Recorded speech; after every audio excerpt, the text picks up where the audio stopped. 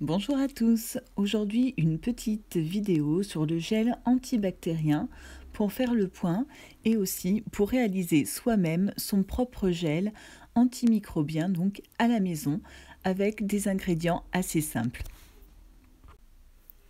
Nous allons donc voir ensemble en premier donc pourquoi il faut utiliser du gel antibactérien, à quoi ça sert. En deux, donc son utilité et les précautions d'emploi. Ensuite, en troisième position, nous allons voir les ingrédients qui sont nécessaires pour réaliser un gel antibactérien. Ensuite, en quatrième position, le mode d'emploi pour l'utilisation. Dans le numéro 3 pour les ingrédients, je vous dirai aussi où on peut les trouver. Et donc en 5, je vous parlerai de plusieurs recettes et je vous ferai donc ma propre recette en direct. Alors, premièrement, pourquoi utiliser du gel antibactérien ? C'est sûr que pour se laver les mains et éviter la transmission des virus, la meilleure solution reste l'eau et le savon. Mais quand on est en déplacement, on ne peut pas toujours trouver un point d'eau. Par exemple, quand vous êtes dans les transports en commun, quand vous déplacez en voiture, que vous êtes dans un lieu public, par exemple quand vous prenez un caddie lorsque vous faites vos courses, les poignées de porte. Aussi, si par exemple vous êtes caissière et puis vous devez donc être en contact avec de la monnaie et des billets, il n'y a pas pire comme nier un microbe. Donc nos mains sont en contact permanent avec les bactéries. Donc c'est une solution, on va dire, pas d'échange, mais quand on ne peut pas avoir à sa disposition de l'eau et du savon. Petit 2, utilité et précaution. Alors, ces gels ne lavent pas les mains. Ça, il faut vraiment faire le point là-dessus. Ça ne lave pas les mains, ça limite les propagations. Ça élimine les virus, les bactéries, les champignons. Par contre, c'est inefficace contre les parasites. Par exemple, pour la gale, c'est totalement inefficace. Dans les précautions d'emploi, je ne sais même pas si c'est marqué quand on a comme ça sur... il n'y a pas grand-chose. Donc là, si les contacts des yeux, etc. Mais c'est vrai. Et pourtant, il faut faire très attention avec ces gels. Donc, surtout, donc, ne pas vous toucher les yeux ni de contact avec les muqueuses. Il faut savoir aussi que si on a les mains mouillées, le produit sera dilué, ce sera donc moins efficace. Pareil si vous avez sur vos mains une crème pour les mains ou du talc. Ces gels sont à déconseiller aux femmes enceintes et aux jeunes enfants. Ça c'est important aussi. Aussi, ces gels se conservent assez peu de temps une fois qu'ils sont ouverts, entre 2 à 6 mois, et surtout il faut les garder à l'abri du soleil et de la chaleur. Petit 3, les ingrédients donc nécessaires à la fabrication d'un gel antibactérien. Le premier ingrédient donc qui est indispensable, donc là c'est marqué base de parfum, mais c'est donc de l'alcool à 70, je ne sais pas si on le voit, voilà, là on le voit ici. Donc ça c'est de l'alcool à 70. Il faut de l'alcool qui soit entre 70 et 90 degrés. En dessous de 60 degrés, ce sera inefficace. Donc c'est même pas la peine. Pour ces alcools-là, vous pouvez en trouver en pharmacie, toutes les boutiques un petit peu de produits bio-cosmétiques. Et si jamais vous n'en trouvez pas, à défaut, vous pouvez utiliser de la vodka qui fera parfaitement l'affaire en remplacement donc de l'alcool. Deuxième produit, un agent hydratant pour remédier à la sécheresse que va provoquer l'alcool et qui va aussi servir de base à notre gel pour la texture. Donc on utilise généralement du gel d'aloe vera pour faire les gels, grâce à ses propriétés qui sont à la fois hydratantes, apaisantes, réparateurs, protecteurs pour la main, mais aussi et surtout parce que l'aloe vera est un produit magique qui est purifiant, antibactérien et aussi apaisant, qui calme les inflammations, qui stimule la réparation de la peau. Bref, c'est un vrai trésor à lui tout seul, cette plante-là, l'aloe vera. Si vous avez la chance d'avoir la plante, vous pouvez donc extraire le gel. Faites bien attention parce que la peau, par contre, elle n'est pas bonne. Il faut bien prendre que le gel. Pareil, autre recommandation, il faut absolument que ce soit du gel. Si vous trouvez une crème à base d'aloe vera, ce n'est pas bon. Il faut absolument que ce soit du gel. Un ingrédient que vous pouvez utiliser mais qui est optionnel, donc c'est un deuxième agent hydratant si vous avez la peau très sensible ou très sèche, donc comme une huile végétale. Là j'ai une petite huile d'amande douce, mais vous pouvez utiliser de l'huile de jojoba, enfin celle qui vous convient le mien. Donc un agent qui est à la fois hydratant et émollient, qui va donc aider à détendre et à adoucir la peau. Les propriétés seront différentes donc selon l'huile que vous choisirez. Donc ça c'est un élément qui est optionnel. Autre ingrédient optionnel, les huiles essentielles. Elles servent donc à avoir plus d'efficacité, donc si on ajoute des huiles essentielles qui ont des propriétés antivirales. Attention par contre au risque d'allergie. Donc il faut déjà connaître un petit peu si vous connaissez les huiles essentielles, celles que vous tolérez ou non.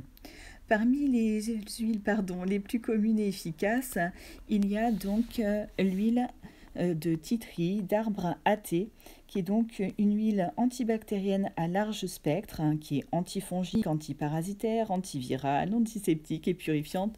Donc ça, c'est vraiment une des championnes au niveau donc de tout ce qui est virus et microbes. Dans la même catégorie de super huiles essentielles, donc pour les microbes, etc., on a le Ravinsara qui est une huile antivirale et microbicide exceptionnelle, anti-infectieuse puissance et antibactérienne. Parmi celles que vous pouvez utiliser également, donc là je ne les ai pas sorties, il y a l'huile de lavande qui est aussi antibactérienne naturelle et qui est agréablement parfumée. On peut aussi noter l'huile d'eucalyptus radiée qui a aussi des propriétés antibactériennes et antivirales puissantes. La liste est assez longue, mais donc là je vous ai présenté mes deux chouchoutes. En 4, vous allez peut-être trouver ça un petit peu bête, mais donc le mode d'emploi pour se servir d'un gel, on y va quand même. Donc on verse une noisette donc dans le creux de la main. On étale le produit en mettant donc les mains paume contre paume. Alors là, je vais essayer de pousser. Hop, voilà. Donc paume contre paume. On frictionne donc la paume de la main droite sur le dos de la main gauche et inversement en entrecroisant donc les doigts. On masse le bout des doigts et le pourtour des ongles. Comme ça, on frictionne les ongles et on n'oublie pas donc de remonter au niveau des poignets.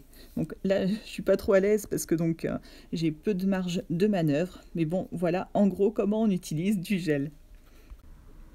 Petit 5, les recettes, donc ce que vous attendez certainement tous. En ce moment, il y a énormément de recettes qui circulent sur Internet. J'en ai sélectionné 2, moi, que je trouve vraiment bien. Je vous les mettrai donc en commentaire. Mes préférées sont celles de Top Santé, qui est vraiment très simple.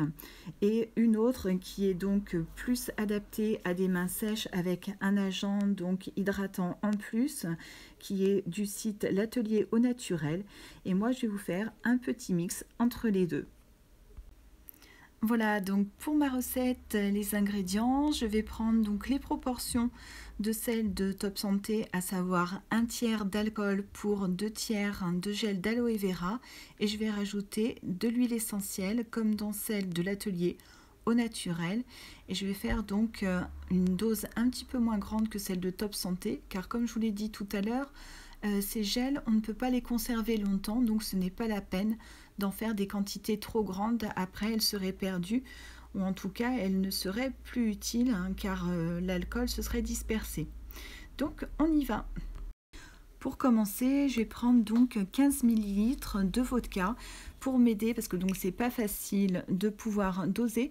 Je vais utiliser donc ces petits récipients, on voit pas trop bien, qu'on a généralement dans les bouteilles de sirop ou alors de solution pour lavage de bouche. Donc 15 ml de vodka. Et vous pouvez donc bien entendu le faire avec de l'alcool, de la base d'alcool comme je vous ai montré tout à l'heure.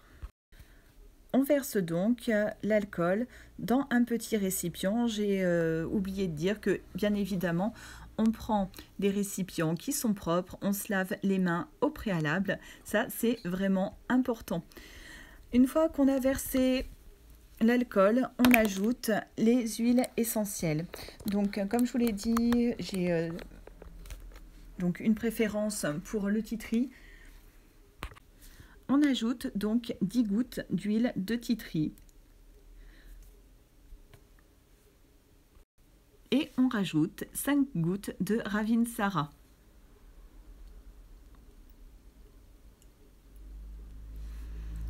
C'est donc la première étape.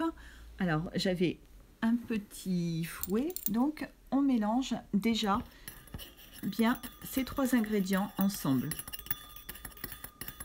Alors là, vous n'avez pas l'odeur malheureusement, mais c'est assez fort.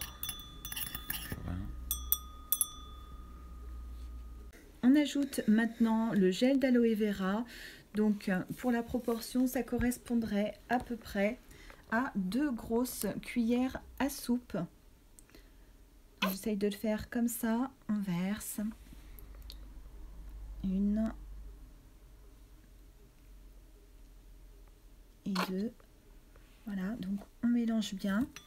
Et donc à ce moment-là, si vous voulez faire un gel qui soit un petit peu plus pour les peaux sensibles, c'est à cette étape-là que vous pouvez rajouter votre huile végétale, donc à peu près 5 ml d'huile d'amande douce ou de jojoba si vous voulez.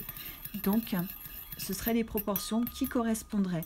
Donc là, moi, ça me fait un petit mélange. Donc pour une petite bouteille environ de 40-45 ml, on mélange bien jusqu'à ce que le mélange soit homogène. Et ensuite, on va donc le mettre dans un flacon. Donc j'ai fait une petite pause, le temps de mélanger, mais il faut mélanger quand même assez longtemps pour que le mélange donc soit bien homogène. Donc là, on a voilà une base qui est plutôt correcte. Le petit désavantage avec la vodka, c'est que ça sent assez fort. Donc pour ça, privilégiez plutôt une base neutre d'alcool. Maintenant donc, on va mettre le mélange dans un petit flacon. Donc moi j'ai un petit flacon comme ça que j'avais acheté. Si vous pouvez récupérer donc des flacons, c'est encore mieux. J'espère donc que cette vidéo vous aura été utile. Alors ce que je vais faire, je vais peut-être quand même faire un petit test pour l'essayer. Donc la consistance est un petit peu moins gélifiante que sur ce qu'on trouve. Et par contre, avec l'alcool, on sent bien l'effet frais qu'on a donc avec un gel qu'on achète dans le commerce. Elle est assez douce grâce donc à l'aloe vera. Donc c'est plutôt un bon mélange. Donc comme je vous le disais, j'espère que cette vidéo vous aura aidé. N'hésitez pas à mettre un petit pouce bleu, à mettre des commentaires pour partager vos propres recettes. Dites-nous aussi si vous voulez donc d'autres recettes prochainement ou d'autres vidéos. Et je vous dis à très bientôt. Ciao! Donc voilà le résultat de ma préparation flacon. Donc ça fait, vous voyez, à peu près un petit peu plus qu'un demi-flacon. Donc si vous voulez un flacon entier, il suffira de doubler les doses que je vous ai données. Vous pouvez retrouver donc en commentaire les ingrédients et les contenances. À très bientôt.